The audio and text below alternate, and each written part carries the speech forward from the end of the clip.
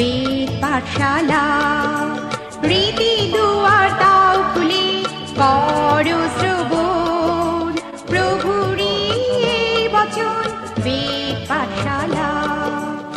নমস্কার, শুরু করছি এক বাইবেল অধ্যয়নমূলক অনুষ্ঠান বেদ পাঠশালা। এই অনুষ্ঠানের মাধ্যমে আপনি জানতে পারবেন ঈশ্বরের বাক্য, পবিত্র বাইবেলের নিগূঢ় তত্ত্ব। তাহলে শুনুন আজকের অনুষ্ঠান বেদ পাঠশালা।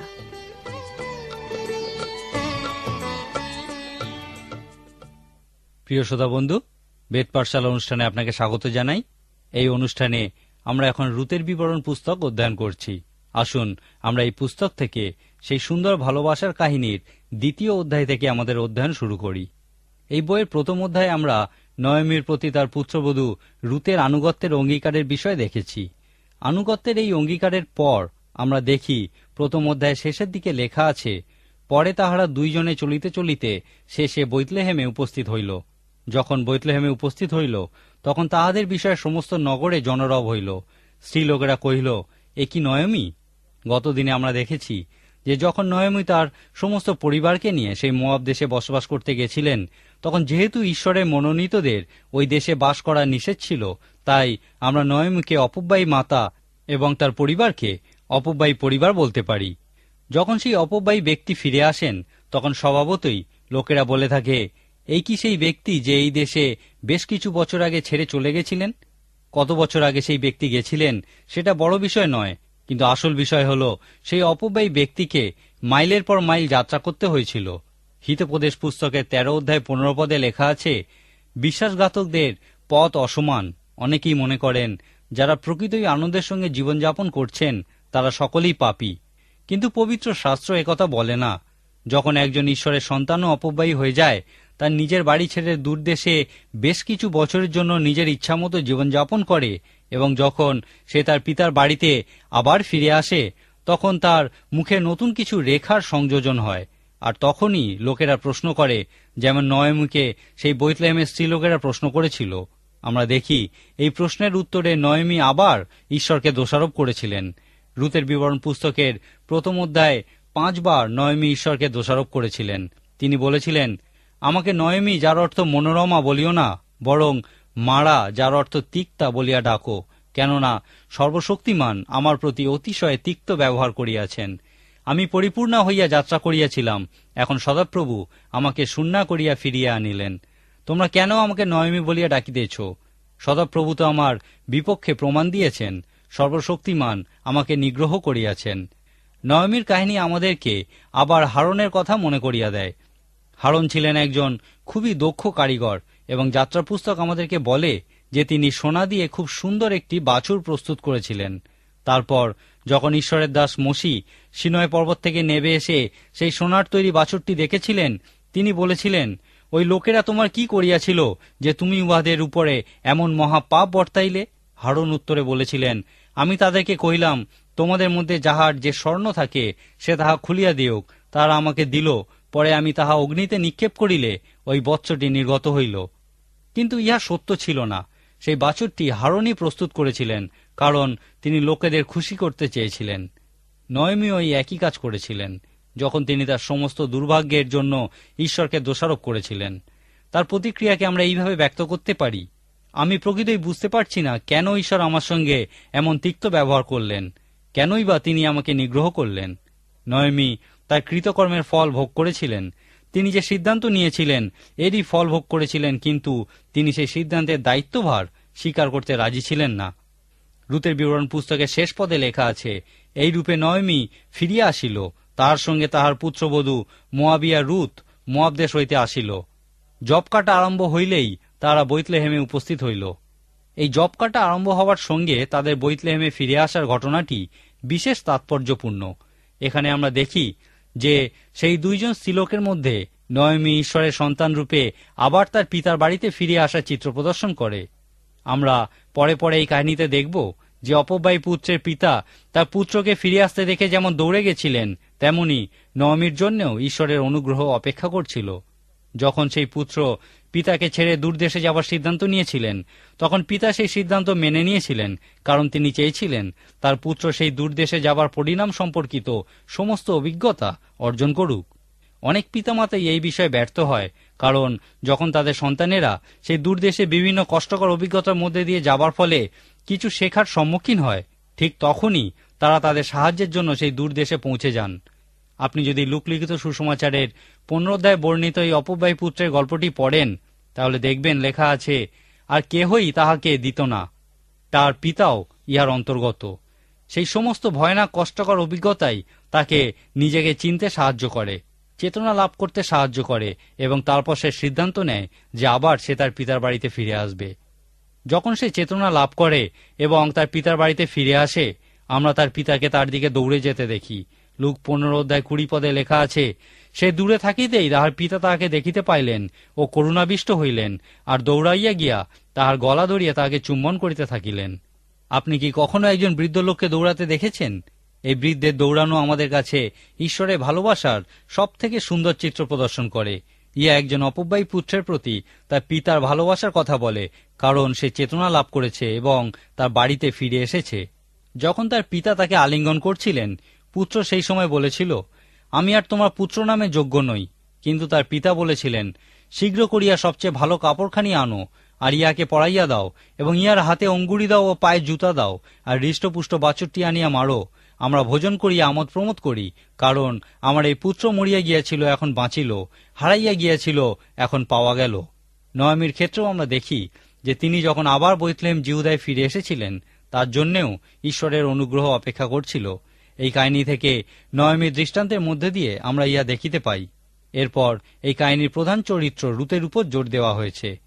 রুত সেই সমস্ত মানুষদের চিত্র প্রদর্শন করেন যারা ঈশ্বরের মনোনীত পরিবারের অংশ নন। রুত ইব্রিয় ছিলেন না, তিনি ছিলেন একজন বিদেশিনী। একজন বিদেশিনীর প্রতি কি ঈশ্বর তার অনুগ্রহ বর্ষণ করেন? হ্যাঁ, তিনি করেন। ঈশ্বরের অনুগ্রহ তার ব্যবস্থাবৃত এবং তার ব্যবস্থা সকলের মধ্যে দিয়েই নয়মি এবং রুতের সমস্যার সমাধান দেখতে পাওয়া যায়। লেবীয় পুস্তকের 19 অধ্যায় 9 এবং 10 পদে ঈশ্বরের যে ব্যবস্থার বিষয়ে লেখা দেখতে পাই, রুত এবং নয়মি প্রথমবার সেই ব্যবস্থার মাধ্যমে ঈশ্বরের অনুগ্রহ লাভ করেছিলেন।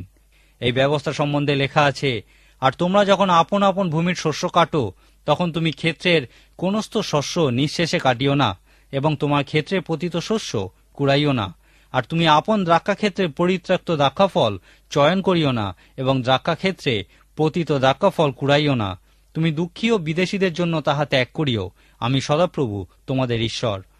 এই ব্যবস্থা কেন তাৎপর্যপূর্ণ? ইহা তাৎপর্যপূর্ণ কারণ নয়মির সন্তান এবং রুতের স্বামী মহলন এই ব্যবস্থা সম্পর্কে রুতকে শিক্ষা দিয়েছিলেন। রুতের বিবরণ পুস্তকের 2 অধ্যায় অনুযায়ী বেথলেহেমে পৌঁছে প্রথম দিন থেকেই রুত সিদ্ধান্ত নিয়েছিলেন যে তিনি লেবীয় পুস্তকের 19 অধ্যায় বর্ণিত এই ব্যবস্থার প্রয়োগ করবেন।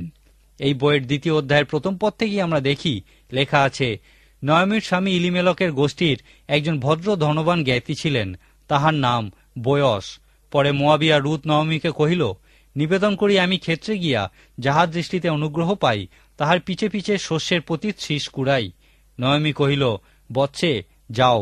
পরে সে গিয়া এক ক্ষেত্রে উপস্থিত হইয়া ছেদকের পশ্চাতে পশ্চাতে পতিত শীষ কুড়াইতে লাগিল, আর ঘটনাক্রমে সেই ইলিমেলকের গোষ্ঠীর ওই বয়সের ভূমিখণ্ডেই গিয়া পড়িল।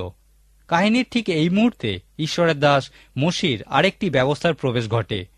2 বিবরণ পুস্তকের 25 অধ্যায় আমরা একটা ব্যবস্থা সম্বন্ধে দেখতে পাই।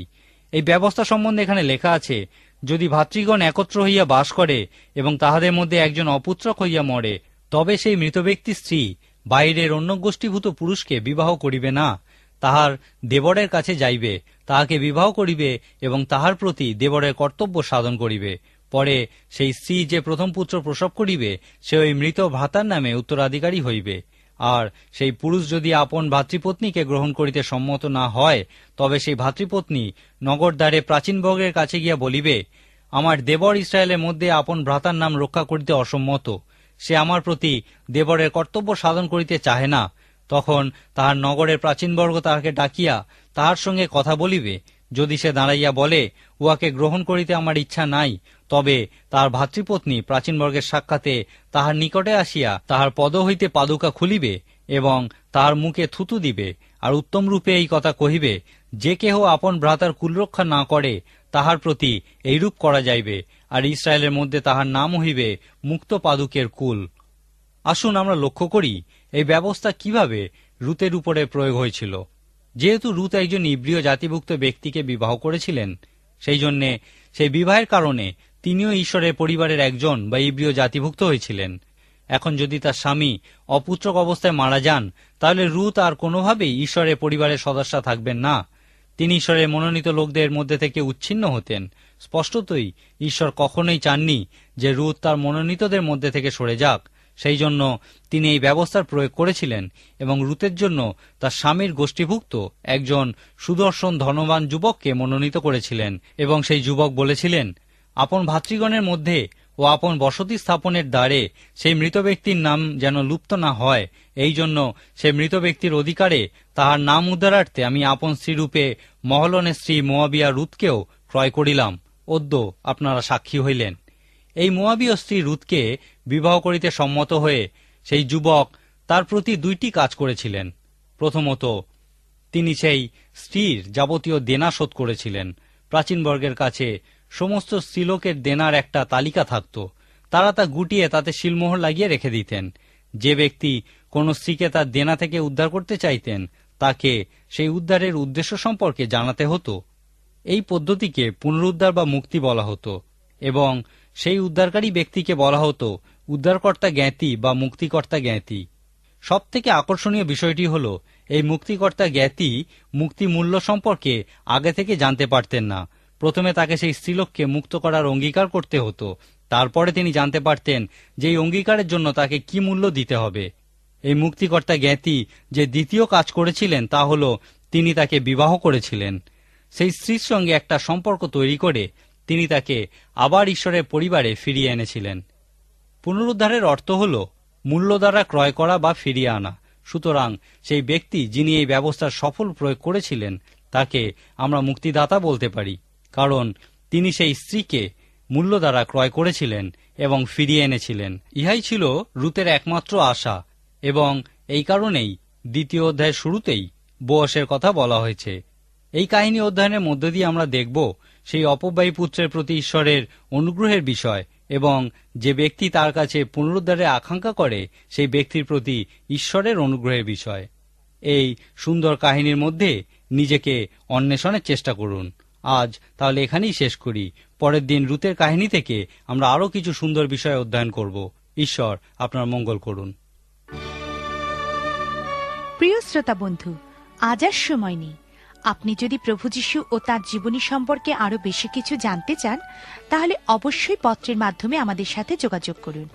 যোগাযোগের জন্য আমাদের ঠিকানা হল বেদ পাঠশালা, বিশ্ববাণী, পোস্ট বক্স নম্বর 16925, কলিকাতা 700034। আবার বলছি, বেদ পাঠশালা, বিশ্ববাণী, পোস্ট বক্স নম্বর 16925, কলিকাতা 700034। তাহলে আজকের মতো বিদায় নিচ্ছি। নমস্কার।